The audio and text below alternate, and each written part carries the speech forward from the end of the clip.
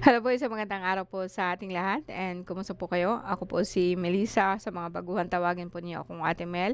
And ngayon po ay nasa Aquarius na po tayo o sa mga baguhan po diyan 'no, dito sa channel po natin pinag-uusapan po natin ang iba't ibang klase po ng espiritual. But so far balikan po natin ang ating tawas. This is the first tawas of this year 2026 and meron po akong previous po na mga tawas po 'no.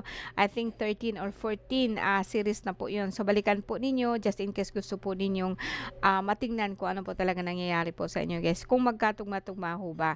Now ngayon, ang unang gagawin natin is like makisabay ho kayo sa aking dasal. Ang dasal ho natin is Latin po ng I believe in God and our Father, and dagdagan ko po siya ng parang poder para kahit papaano po no maalis po itong mga negative energy po na kumakapit lang ho sa atin no. Mostly sa sakit po natin is like hindi po kayo 'yan. Mostly 'yan, kung minsan may mga, tinatawag po natin na mga duwende kumakapit po sa atin 'no, mga kalikasan po na nagpaparamdam.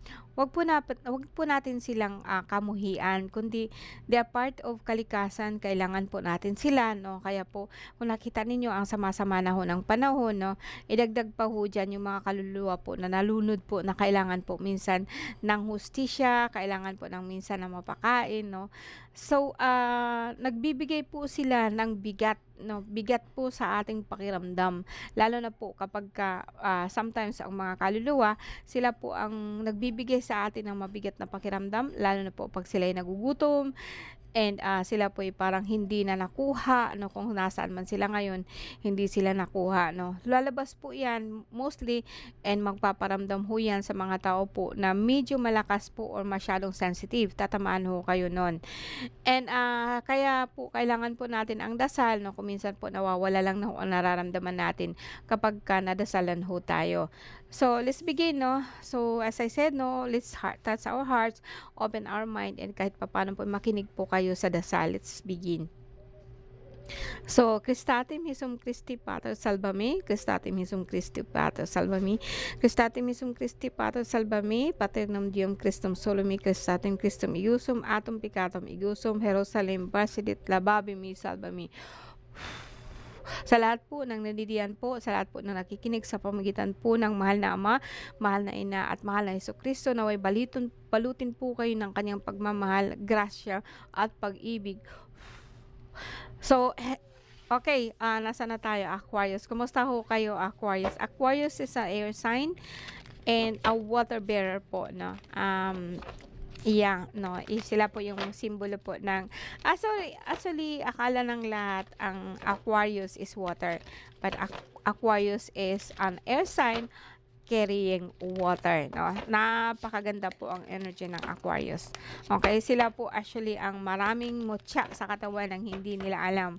Sila po ang may magaling po sila sa mataas po ang kanilang intuition dahil pinaghalo po ang kanilang ang air sign at saka ang water sign no, and they are the giver of life no, lalo na po sa Aquarius, medyo maseselan lang po ang Aquarius kasi masyado silang sensitive sa damdamin.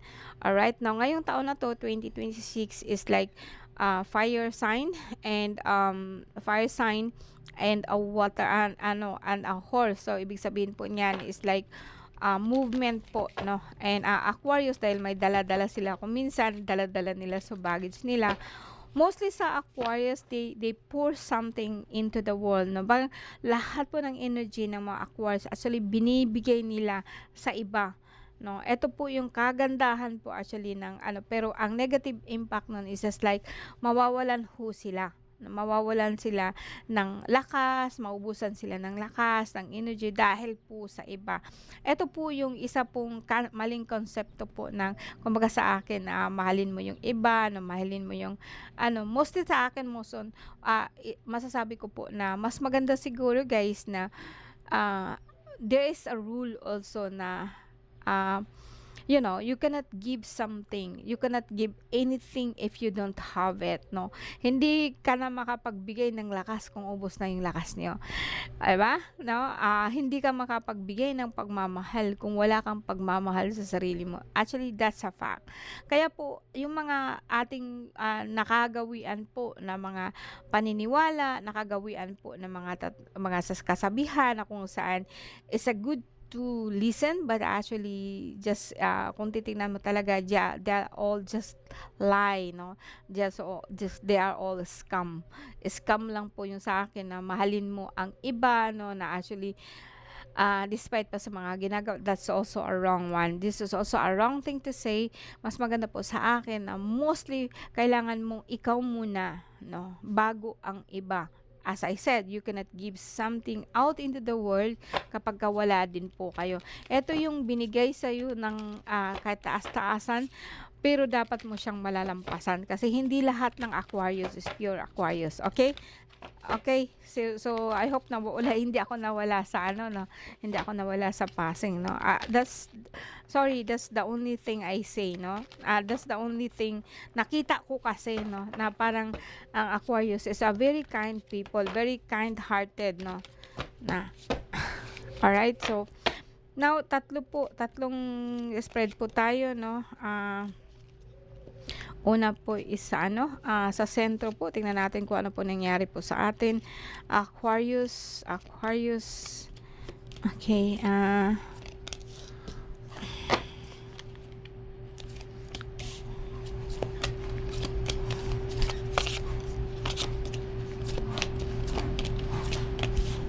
and then tingnan natin in the future po.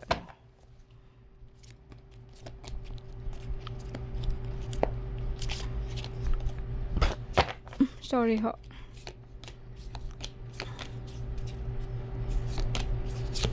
Okay. Now, sa sentro ng card mo, Aquarius, makikita ko po dito na actually, wala, naka-recover ho yata kayo, na naka-recover kayo. In the past, makita kong tumataas ang sugar, mataas sugar niyo. May nakita din ako dito na, kumbaga sa akin, laging mabigat ang sikmura. Pakiramdam din po ninyo is bloated po yung tiyan ninyo. Now, we're talking about this in the center ng card mo. So, ngayon, okay, so dito sa ating una, wala akong nakikitang sakit. O bukod na lang po na sumasakit ang ulo ninyo kasi nagpapagutom kayo ng kaiisip, no? Mali ba ang sinabi ko? O nagpapagutom kayo ba? More on, nalilipasan kayo ng gutom, hindi ninyo masyadong pinapansin ang inyong sikmura. Now, eto po ang dahilan kung bakit minsan nasakit ho yung kabilang ulo ninyo. Pero other than that, wala akong nakikitang sakit so far, no? Congratulations, no? Sakit ng ulo, natural lang yan. Tayo, nakakadaan yan, no? Na parang laging sumasakit ulo natin. Kung minsan sa kaiisip, pero sa'yo, nalipasan ka ng gutom. Now, in the past, no? Pwede kong sabihin na, yes, medyo bloated ang tiyan mo nung nakaraan. So, naka-recover ho ba kayo? Bloated po ang inyong, parang bloated po yung dito ninyo na side, no? Masakit ho siya. May nakita din po ako dito sa sikmura mo na parang ano siya, parang lagi po siyang mahapdi.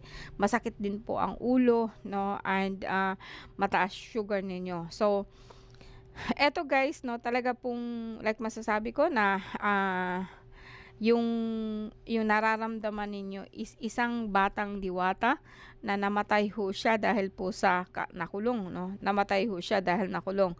Now, eto yung dahilan na kung pwede din pong sabihin ko na, guys, namatayan ho ba kayo ng anak, or like nakunan po kayo ng anak dahil po sa sobrang trabaho nyo? Posible po na nangyari po ito in the past, no? Pero wala na ho siya ngayon, no? Although nakaka-recover kayo, pero hindi kayo nakaka-recover pagdating sa pera. Ang batang ito, pwede po siyang related din po sa isang, matatawag kong, isang prinsesa, anak po siya ng diwata, na kumbaga tinamaan po siya, parang nahulog siya sa tubig, no? So, may nakikita ako sa inyo ngayon na, dahil po dito sa nangyaring ito, nakikita ko, no, let me repeat that.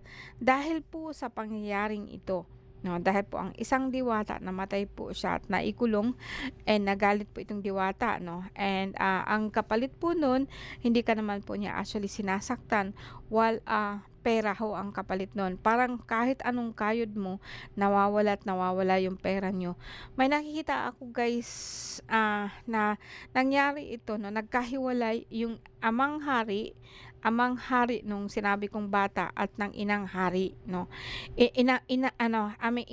Inang diwata at amang hari. Diwata 'to, mag-asawa ito na kung saan nahiwalay po yung anak nila, no, namatay po ito and dahil po dun sa paghihinagpis nila na yun, wala hong nangyayari sa lahat ng ginagawa mo pagdating po sa pera. Now, paano natin solusyonan 'to? Okay, if ever po na okay, hindi mo siya napapansin, di mo binibigyan ng ano, patuloy po 'yan guys na mauwi siya sa depression or mauwi po ikaw na parang hindi hindi ka na masaya talaga, no? And hanggang sa kahit sabihin po natin na aalis ho kayo, no? Aalis kayo, magta-travel kayo, still babalik kayo dito and hungkag ang nararamdaman niyo. Wala akong sense of direction like, yeah, gagawin ko 'to, like may nakita ako ditong may nakita ako ditong pagbabago, no. Pagdating sa sakit natin, ang hanggang dito po masakit po 'yan, no. Itong bumbunan po masakit po. Hindi ito grabe guys, no. Parang kumbaga sa akin, grabe ho ang nararamdaman nitong mag-asawang mahal na hari at mahal na inang diwata dahil po nangyari po sa anak niya. I don't know if sinisi ka nila kasi hindi ko naman nakita dito na ikaw ang may gawa. Pero dahil po yun sa iyo nung minsan po na nagtatrabaho ka o sabihin po natin na baka ho naligo ka sa isang ilog na doon po ito nangyari. And grabe po ang sumpang binigay niya sa'yo. Pera po ang kapalit, no? Now, I don't know if that's real, pero sa akin, pwedeng sabihin po natin na nakunan ka ng anak, no, na hindi mo alam. Pwedeng nalaglag po siya. And ever since po, minalas ka na po talaga. I didn't see na talagang anak mo to. Mas makikita ko po na isang anak ng diwata, no, na napatay mo or namatay siya dahil sa'yo. No? Now, sumunod po dito guys, no, in the future, well, may makikita po ako na travel, kaso lang po, you going to back out, parang hindi siya nangyari. Okay, and parang para din pong may nakikita ako na salamuha or join or magjo-join ka po sa isang spiritual group na kung saan more on nag-aano po sila ng mga Latin or mga orasyon po na hindi siya maganda. And lalo ka ho nito na mababaon ho sa tinatawag po natin na malas. Although sometimes may pera po kayong lumating, mostly talaga delay. Ikaw din po ang bibitaw or ikaw po ang aalis mismo, ikaw din po ang mawawalan ng gana sa lahat po ng mga ginagawa mo. Okay, hindi naman siguro Aquarius, lahat po ganito ang mangyayari. Pero more on, sabihin natin na aalis ka, yes, I don't know kung ito ba'y oversea, babalik ka din ulit. May nakita ako dito na yung grupo mo, parang siguro you are thinking na baka future pa po ito baka makakahalo ho kayo sa mga tinatawag natin na mga espiritista, na mga nag-aaral po sa tinatawag po natin na karunungang lihim. Pero may nakikita ako guys, hindi po maganda ang ginagawa nila. So, before you join, no, pag-isipan mo muna kasi alam ko talaga na naghahanap ka ng paraan when it comes to financing, no. Dito naman po delay siya, no, pero yeah, actually maganda yung card mo, no. Pwedeng ikaw to, no, na hindi mo alam na may tinatrabaho ka doon, natatamaan mo po ang isang hari. These are all cards of positive, no. So eto actually kung ikaw to, parang tinatawag ka niya, yung more on sama ka sa akin, dali na, tayo na, no. And eto po yung isang hari na kung saan namamayapa or sabihin po natin na they're resting, parang na gano'n, no, and working. So, eto kasi baliktad po ito kanina, no. Sabihin po natin na trabaho, grabe po ang trabaho mo. Eto yung iniisip mo lang lagi. Well, kung sabihin po natin na sa physical, kung sa'yo to, ikaw po is like gusto mong umalis and then magtatrabaho po kasi marami ka po na tinatawag po natin na binubuhay, marami ka hong maraming umaasa sa'yo, maraming mga taong naisa sa'yo. Ikaw din po yung parang tinitingnan nila o tinitingala nila, like naasa din sila sa'yo kahit papaano. So, iba-balance mo lang po, Aquarius, para kahit papaano po hindi ho kayo basta-basta matatamaan. Alright, so that's it. So, sa lahat po na nandito po ngayon, welcome po and thank you po. Thank you so much po for watching. Sana po makikita ko kayo ulit next time. Bye-bye po.